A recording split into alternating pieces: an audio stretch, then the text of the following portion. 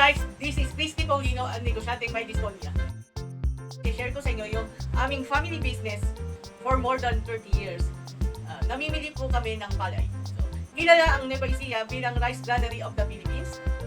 Ibig sabihin, pangunahing hanap buhay dito sa Nueva Ecija ay ang pagsasaka.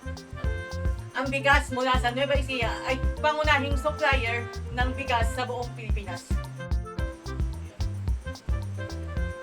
Kami po ay isa sa mga pioneer ng palay trader dito sa Muñoz. Simula ng 1995. Nung mga panahon na yon, ang ilan lang yung mga nagpapalay dito sa Muñoz at isa na kami doon. At dahil sa negosyo naming pagpapalay, kaming apat na magkakapatid ay nakapagtapos ng kolehiyo.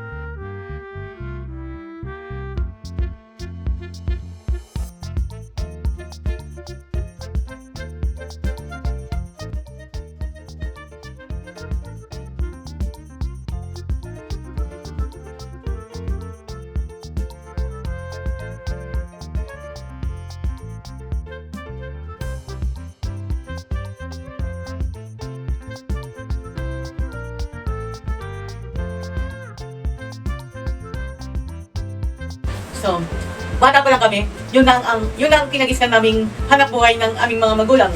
So, ang operasyon ng pamimili ng palay ay nagsisimula ng 6:30 ng umaga.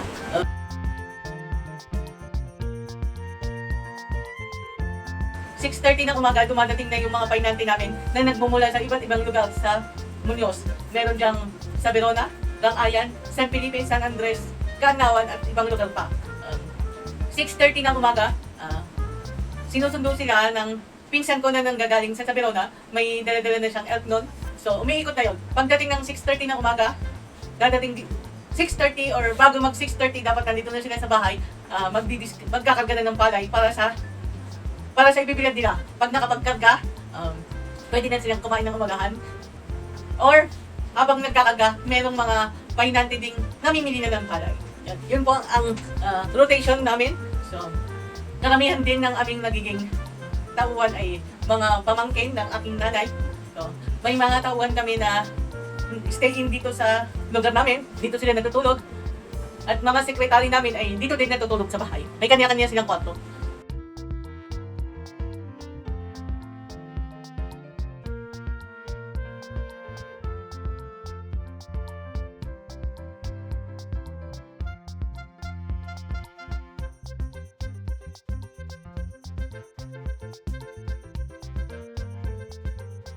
Dahil sa pamimili ng palay, paunti-unti may nabibili na kaming kagamitan tulad ng sasakyan. Meron din kaming nabiling dryer. May solar dryer. So, yung aming negosyo dito ay meron kaming telephone booth. Franchise ito ni Tatay sa Bernity. Kasabay noon ay meron kaming grocery store at yung palay. So, sa loob ng may 30 years, yung aming background sa mga pictures ay mga nakakamadang palay. Isa kami sa mga pioneer dito sa Muñoz na nagnegosyo ng palay. Buy and sell ng palay. Bibili kami ng per kaban hanggang sa makaipon. Then, ipapahakot namin yon sa rice mill.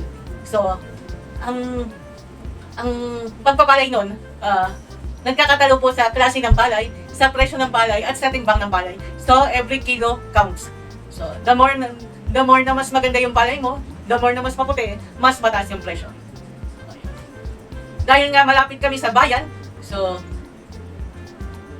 yung mga parokyano namin ay galing sa bukid, magtitinda sila ng palay, pwedeng half kaban, per kaban kasi, isang kaban 45 kilos hanggang 65. So, kung darating sa point na kailangan nila ng pambili ng kanilang weekly supply, magbebenta sila ng isang kaban, then pupunta sila sa palengke, may pambili na sila ng kanilang mga pangangailangan. So, kami naman ay bumibili ng palay from 1 kilo pataas. Namimili kami ng palay dito sa bahay. So, all year round ang aming negosyo. From January to December. Holy Week at Christmas, yun po ang holiday ng aming negosyo. Isang magsasaka, kailangan niya ng pera. Kukuha lang siya dun sa imbakan niya ng palay. Ibebenta niya yung isang kaban niya, may pera na siyang pamili ng kanilang pangangailangan sa palengke. So, pa isa-isang kaban hanggang sa nakakapuno kami dito sa lugar namin ng palay. Sa loob na isang linggo, nakakaipon kami ng 1,000 kabans ng palay. Depende pa po yun. Kung 1,000 kabans, iba't ibang klase ng palay yun. Time din po na sumasama kong kumuha ng pera sa rice mill. So, minsan ididiretso namin sa bangko, or minsan, cheque, diretso sa bahay. Ayan.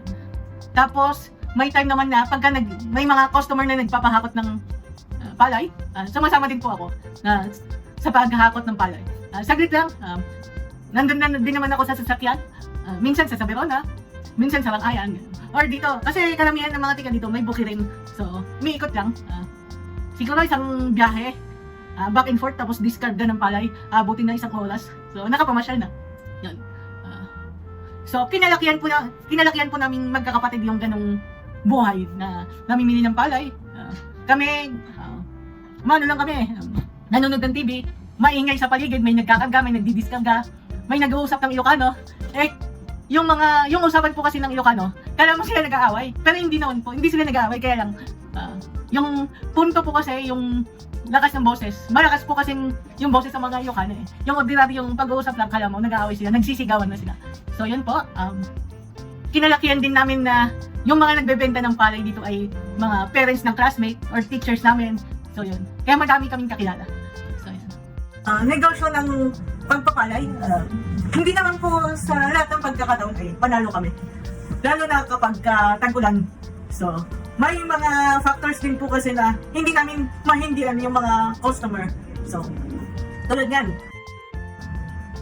Gustuin man ng nanay ko na tanggihan yung seller, hindi pwede. Siyempre, kaibigan na lang yung presyo. To the point na dumadating talaga sa punto na feeling ni nanay na hindi kami malulugi, pero malulugi pa rin kami. Kasi nga po, kapag umulan, kahit gaano kaganda yung presyo, kahit gaano kaganda yung running price, basta umulan, asahan po natin, bagsak presyo ang palay. Yan po. Nung time pa po na yon, iba ang presyo ng palay sa umaga, iba ang presyo ng palay sa hapon. Nakadepende po yun sa mga buyers na pagka nakuha nila yung quota nila sa paggiling ng bigas, bababaan na nila yung presyo ng palay.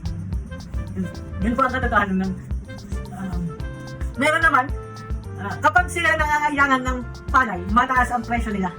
Kapag hindi na nila kailangan ng palay, mababa ang presyo nila. Kami po sa middleman, kami ang nakaka-experience at unang-una na naapektuhan. Hindi po yung seller namin, hindi po yung mga suki namin. Kasi yung mga suki namin, ang palagi nilang sinasabi, ganito daw ang running price, dapat ganito kayo bumili. Yun po ang nila. Pero syempre, as buyers, kailangan din namin i-consider na may tauhan kami, may sasakyan na kailangan magpagas, may puhunan din po kami na pinapaikot. So may mga ganun po kasing sellers na na-experience namin.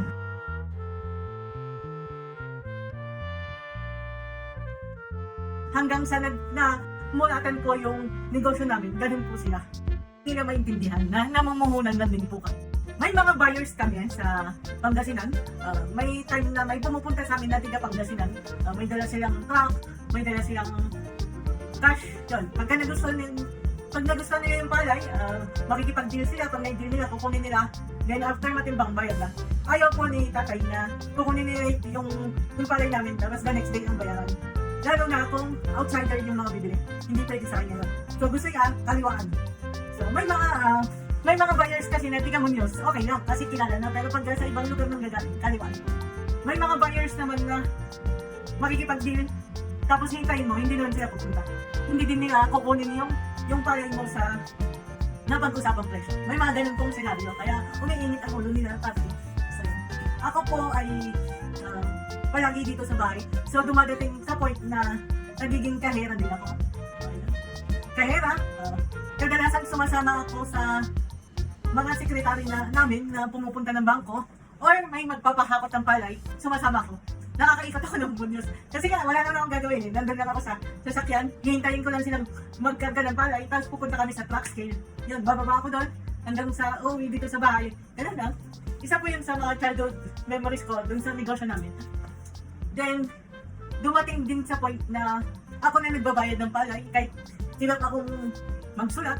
So, may mga buyers na pagkababayaran ko, iiyokanuin ako kasi nga pangit ako magsulat o ganyan. Parang kaya ko silang kaya ko sagutin yung mga sinasabi nila kasi nga nakakaintindi ako ng Ilocano. So, yun. Ang mahirap lang po sa aming negosyo, may mga buyers talaga na nangbubudol, nang i-scam na sila. So, yung aming negosyo ay nasa harapan ng bahay, nandun na yung buying station, nandun na yung pag binayaran mo sila, bibiyangin mo sa harapan, after 3 minutes, after 5 minutes, minsan tumatagal pang isang oras, babalik, kulang ng 100 pesos, kulang ng 500 pesos. So, may mga ganong senaryo. So, during that time, hindi kami nag-i-invest ng CCTV. Doon kami naloloko. Pagdating naman sa pagbili ng palay, karamihan po kasi yung mga sabilan, may nagwawalis dyan eh. So, nagwawalis sila din sa pinagbilaran ng palay. Tapos ibebenta sa amin, 3 kilo, 5 kilo. May kasama ng bato-bato yung na maliliit. Okay lang sana. Pero may punto na pag tinusok ni classifier sa puwitan, may kasama na isang bato talaga na malaki. Tapos tutusukin mo dun sa unahan, purong palay. So kung hindi mo nakita yun, loging-logi kami. Kasi pagka yung mga palay, yung palay na yun, hindi na namin siya naisasama sa binibenta sa rice mill. Yung mga palay na pinagwalisan, kadalasan po ay napupunta sa mga customer na bumibili ng pinagwalisan para pagpakain ng manok. Yun po ang kami. So, yun. Madalas din po akong pumupunta sa rice mills, tumasama sa pinsan ko, or dumadating sa time na ako mismo. Bakit tumagal ng mahigit 30 years ang aming negosyo? Simple lang po, dahil tapat kami sa aming negosyo. Tagal po kasi ang anihan ng palay noon. So, ang anihan ng palay ay, kung rainy season, by October, first, then summer naman, March to May, yan. Aani na ng palay. So, pagkaanihan, hindi naman agad-agad na aani. So, dahil manually yung pag-aani ng palay, at iilan lang yung may mga machines, tumatagal yung pamimili ng palay. So, meron dito sa side nito, may aani na. Tapos, by next week, sa side naman na ito, ganun po. Nagkakatalo po kasi kami sa pricing. So, kung kami ay may presyong ganito, meron naman yung isang buyer na ganito ang pricing. Paano po ba ang pamimili ng palay? Example, si seller ay nag-ani ng palay. So, aani siya ng palay sa ganitong lugar. Magdadala siya ng sample, pepresyohan namin. So, ang presyo ng palay ay per kilo. So, kung ang palay ay long grain, mataas yun. Kung palay ay straight, medyo mababa. So, kapag nagkasundo kami sa presyo, kapag napresyohan yung palay na yun, depende din kung paano nga i-deliver yung palay sa amin. Pwedeng siya mag-deliver or kami ang maghahakot. Pwedeng kami maghahakot kung 20 kabans pataas kami ang maghahakot ng palay. Mababawasan din yung presyo ng palay kasi nga kami maghahakot sa kanya. Pwede kaming mag-meet sa isang certain price na hindi kami parehas na lugi. So, yun. Pagkatapos na pag-usapan yun kung paano maipupunta sa amin yung palay, ang kasunod nun, paano titimbangin ang palay. Pwedeng may timbangan kasi dito, twice a year, kinakalibrate yung timbangan namin. Or kung magre-request sila na by truck scale, mas maganda. Yun naman po ay, kung ang palay nila ay 20 kabans pataas. So, yun. So, ganun po. Tapos, kung kailan yung bayaran, meron po kasing, katulad yan, may magpapahakot. Naubusan kami ng cash, pwedeng bukas ang bayaran. Kukomputin namin, kunin mo bukas. Or, kukunin namin ngayon, weekend, walang bangko, pwedeng by Monday. Yun. Noong time kasi na yun, hanggang 1990s, hanggang 2015, ang bangko po ay Monday to Friday lang. So, yun. Hindi po kami nag-i-issue ng cheque. So, ang ko namin is cash basis. Ayan. Kung halimbawa naman, umani si customer ng sariwa, basa yung palay, pwede ngang ibilad or ibebenta sa amin. Yan. Yun po yung option niya. Kung ibibilad niya, gagastos siya sa tao na magbibilad. So, yan. Isa din po yun na i-consider. Kung ibibilad ni customer, pag gumastos siya sa magbibilad at pag nabilad yun, may tendency na yung palay ay may benta niya sa mababang presyo. Dahil nga po nabilad na, umitim na, ayan. Yun po, pwedeng umitim, mag-reseko, ayan. Bababa po yung timbang ng palay pagka ganun. Or, yung bebenta niya sa akin ng sariwa, medyo mabigat yung sariwa, tapos hindi din siya magbabayad ng tao sa pagbibilad. I-shoulder ko na lahat ng expenses, babawasan ko yung presyo niya.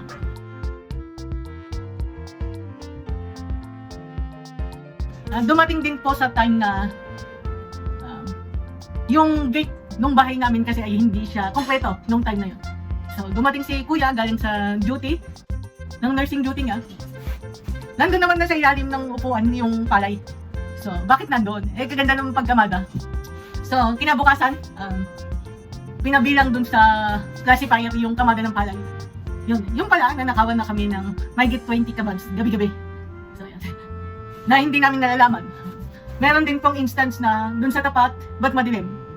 Tapos, yung pala, may sumangkit na ng baterya. Meron din pong instance na pagkadating ng alas 4 ng hapon, kailangan pumunta na si driver sa bilaran para kumuha ng palay para maiuwi na dito sa pwesto. Ngayon, pumunta siya, dapat may kasama na siyang painante kasi yun din yung magdidiskarga po dito eh. Kaya lang, ang nangyari, sabi nga dun sa mga painante dun, bilin ni ate, walang sasama. Dito lang kayo. So, hindi sila sumama, nagbiglang liko si driver. Sa biglang liko, nagbaba siya ng ilang kaban sa lugar niya. May nakakita, may nagsumbong na nagbaba sila. Yan, ang ibinaba ay ilang kaban din. Meron naman din dito sa lugar namin, kapag binayaran mo, after 3 minutes, after 5 minutes, or after an hour, babalik sila. Kulang daw ang binigay mong pera. Kulang ng 100, kulang ng 500. Lalo na pag ang kahera ay katulad ko. So, yan. Meron din naman na na-trace namin na palagi siyang kumukuha ng bayad pero wala siyang binibenta talaga na palay. So, may mga ganun na ilang beses na nilang ginagawa. Kaya babayaran na lang daw, pero hindi naman nabayaran. Marami pong klaseng ganun na scam.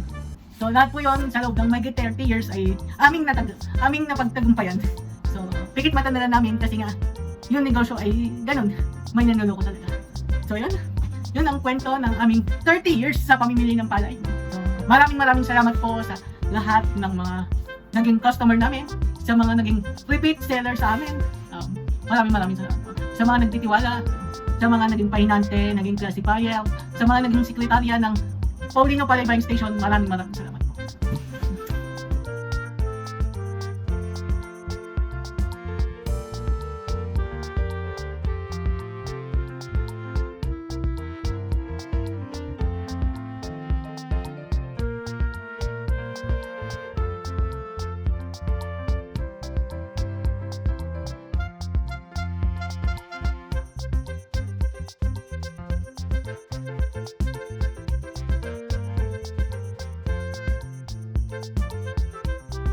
Maraming salamat po sa mga additional subscribers. So, thank you very much po sa mga patuloy na sumusuporta at nanonood. Please do like and subscribe sa aking YouTube channel. Bye!